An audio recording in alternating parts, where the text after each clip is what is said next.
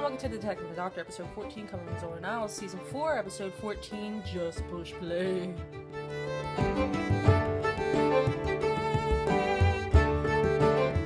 This episode, we always do our episodes in two separate ways. We do the crime, and then we do the what else is happening.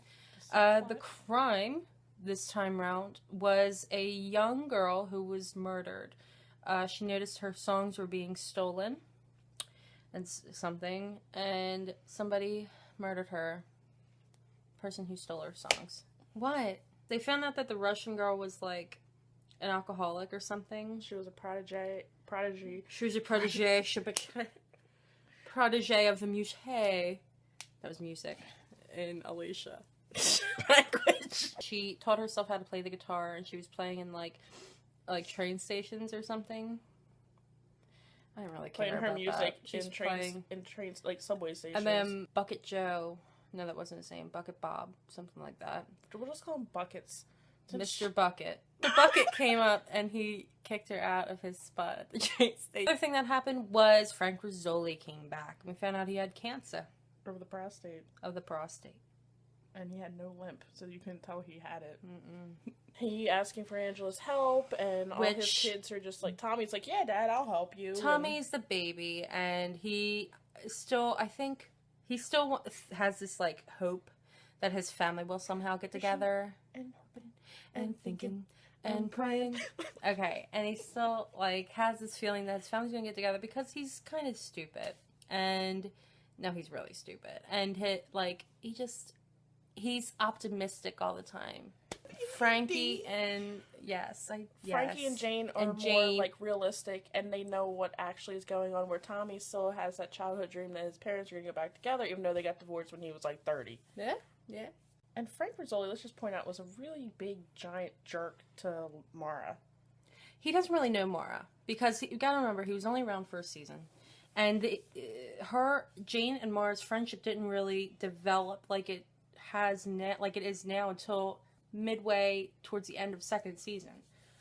So he wouldn't know Mara like the rest of them have. He still need to be respectful. Yeah, like this is her house. Like you're at her house. And you know that your daughter is really good friends with this woman, and you know that your wife is living at her house, unless maybe he doesn't know that. But like he brought a bottle of wine, and apparently he's like a borderline alcoholic, and he just goes off the handle whenever he drinks. And he just starts degrading Tommy and Frankie. I don't know. It just all seemed a little weird. That whole dinner, and I know it was supposed to be awkward, and he was supposed super awkward, right? And you knew it was supposed to be that way, but it was just like, really, like you're gonna. I don't know. It was just bizarre. It was bizarre how they handled it. Mara's just like, hey, we have a really great case this week, and Jane's like, yeah, tell him about it. Yeah. What did we like? I'm so happy that this episode was so much better than last week's. I wish this had been the winter season premiere. Yes, good point. Because this would have been so much better, and then we wouldn't have been like, I've been waiting 90 days for this shit. Right. And turned into an old Jewish woman. This was an amazing episode. Yes. It had everybody that we cared about. It had everybody in it. Everyone had equal parts in it. Although we don't really care about Kavanaugh. No offense, but we do. No, Kavanaugh is kind of a meh. He only had one line. 2 lines this entire And he tried to fight. Frank. Trying to fight a man with cancer. No matter how big of a douchebag he is. Although he was standing up for Angela, and I did like that he was standing up for Angela when he did it. Who? Kavanaugh? That it wasn't just, let me start a fight with this idiot. He was protecting his woman's honor. He was, yes. Yeah. Like that we had a lot of Angela Rizzoli back, and we got to see the mother-daughter relationship of what Jane had to put up with her father when he was there.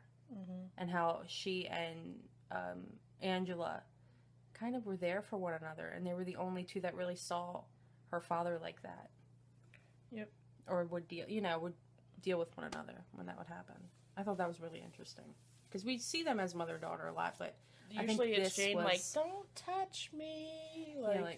Well, when they sat on that park bench, it was really like awkward mother-daughter cuddles. It's like, I don't know what to do. Other than that, we got to see a lot of that good stuff there, and I really enjoyed that. And Angela standing up for Mara. Yes.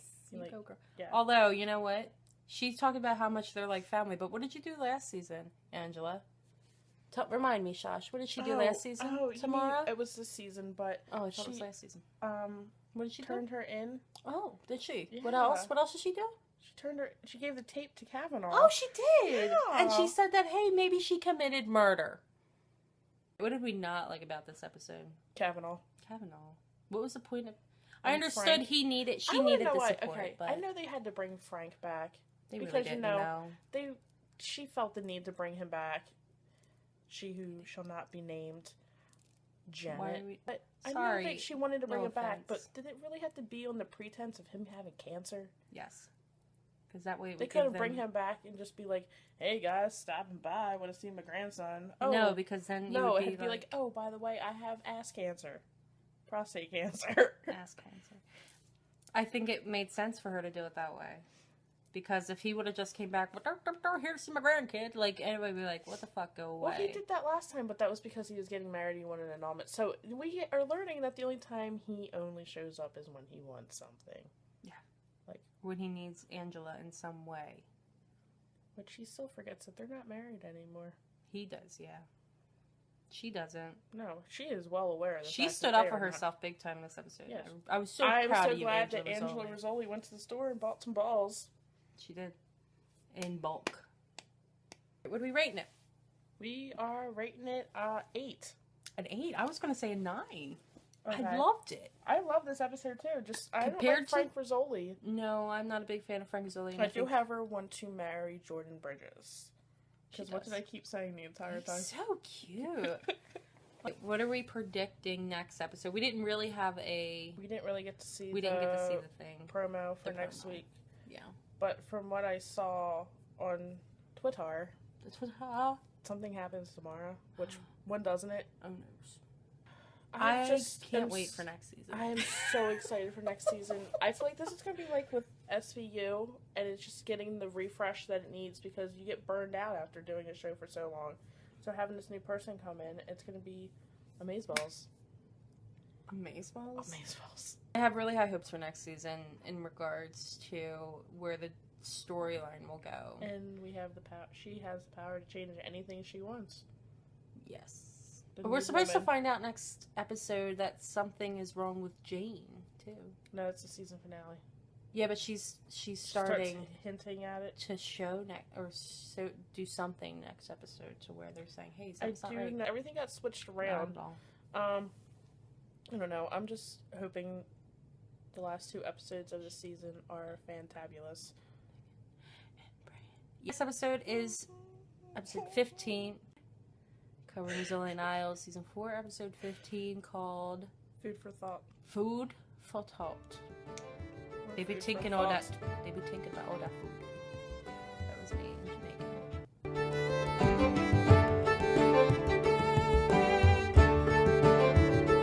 I'm tired. Okay, I'm not really tired. She's lying. She chugged a glass of wine before we started this. It was delicious.